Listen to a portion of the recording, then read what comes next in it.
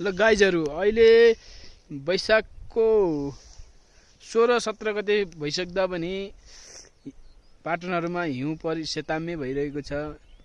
हिउँदको समयमा हिउँ परिरहेको थिएन, अहिले हिउँ काटेर वैशाख जेठ लागिसकेपछि कस्तो सेताम्य हिउँ भइरहेको छ। अहिले देख्न सक्नुहुन्छ पारी रोकाए गाउँ बुढा गाउँतिरको दृश्य।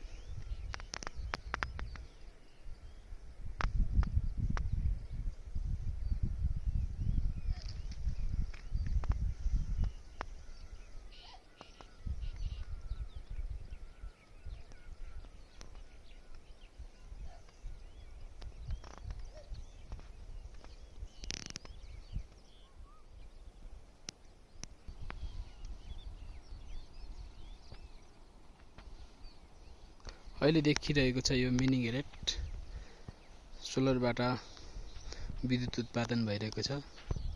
यो अहिले देखिएको चाहिँ हाम्रो बारीकोट गाउँपालिकाको केन्द्रबिन्दु रहेको गाउँपालिकाको भवन, अनि माथिको चाहिँ यो राइमडाँडा इलाका प्रहरी कार्यालय,